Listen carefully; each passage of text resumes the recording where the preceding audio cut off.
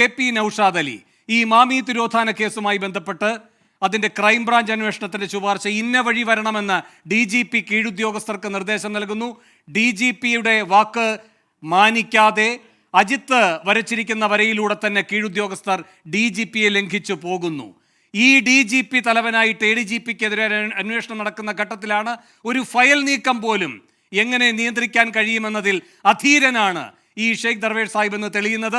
കീഴുദ്യോഗസ്ഥർ അദ്ദേഹത്തെ മാനിക്കുന്നില്ല എന്ന് തെളിയുന്നത്. പിന്നെ മുഖ്യമന്ത്രി പറഞ്ഞിരിക്കുന്ന ഈ കാടിളക്കിയുള്ള അന്വേഷണത്തിൽ ഇനി എന്ത് പ്രസക്തിയാണുള്ളത്? ഇവിടെ വേണോ ഒരു അന്വേഷണത്തിലും ഒരു പ്രസക്തിയുമില്ല. കാരണം ഇവിടുത്തെ ADGPക്കെതിരെ ഇവിടെ ഉയർന്നിട്ടുള്ള ആരോപണങ്ങൾ, അത് ഭരണപക്ഷ MLA നടത്തിയ ആരോപണങ്ങൾ, അത് ഈ മാമി കേസുണ്ട്, സ്വർണ്ണക്കള്ളക്കടത്ത്, പൊട്ടിക്കൽ, കൊട്ടേഷൻ, കൊലപാതകം, മരം മുറി, ഇങ്ങനെ എണ്ണിയാൽ തീരാത്ത കേസുകളുടെ നീണ്ട ആരോപണങ്ങൾ ഈ ADGPക്ക് നേരെ ശ്രീ PV അൻവർ ഇവിടെ പരസ്യമായിട്ട് ഉന്നയിച്ചു. എന്റെ ചോദ്യം നേരിട്ടുള്ളതാണ്. അതിനാദ്യം മറുപടി തരണമെന്ന് ഞാൻ അഭ്യർത്ഥിക്കുന്നു. ഒരു S ശശിധരനും കോഴിക്കോട് പോലീസ് കമ്മീഷണർ ഒരു T നാരായണനും എങ്ങനെയാണ് DGPയെ വിലയില്ലാതെയാകുന്നത്? അത് ഈ പറയുന്ന അച്ചടക്കമുള്ള സേന എന്നിവർ വലിയ വലിയ വലിയ വലിയ അവകാശവാദങ്ങൾ ഉന്നയിക്കാറുണ്ടല്ലോ.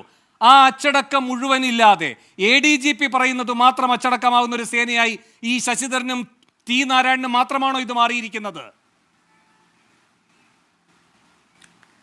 വേണു, ഈ ചോദ്യത്തിന് വളരെ കൃത്യമായ ഉത്തരം ഈ പറഞ്ഞ വിവാദ വിഷയങ്ങൾ ഉണ്ടായപ്പോൾ നമ്മുടെ DGP മുഖ്യമന്ത്രിയെ കണ്ട് പലതവണ ഈ ADGPയെ തലസ്ഥാനത്ത് നിന്ന് മാറ്റണം, ചുമതലയിൽ നിന്ന് മാറ്റണം എന്ന് പറഞ്ഞിട്ട് അദ്ദേഹത്തിന് ഇവിടെ സ്ഥാനചലനം ഉണ്ടായിട്ടില്ല. അദ്ദേഹമാണ് മുഖ്യമന്ത്രിയെ നയിക്കുന്നത്, അദ്ദേഹമാണ് ഈ ഭരണത്തിൽ പോലീസ് എന്ത് ചെയ്യണമെന്ന് തീരുമാനിക്കുന്നത്. അത്തരത്തിൽ വലിയൊരു അതീന്ദ്രിയ ശക്തിയായി വളർന്നു കഴിഞ്ഞ ഒരാളുടെ മുന്നിൽ മുഖ്യമന്ത്രി നിസ്സഹായനാണ്.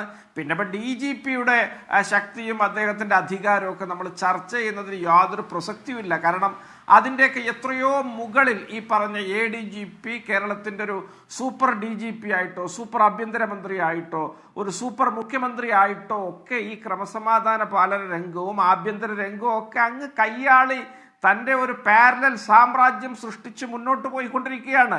അപ്പോൾ സ്വാഭാവികമാണ് അവിടെ DGP ഒക്കെ അദ്ദേഹത്തിനൊരു നിസ്സാരനായ ഇര മാത്രമാണ് എന്നാണ് എനിക്ക് പറയാനുള്ളത്. ഇവിടെ ഒരു MLA എന്ന് പറഞ്ഞാൽ ചീഫ് സെക്രട്ടറിയേക്കാൾ പ്രോട്ടോകോളിൽ മുകളിലുള്ള ഒരാളാണല്ലോ.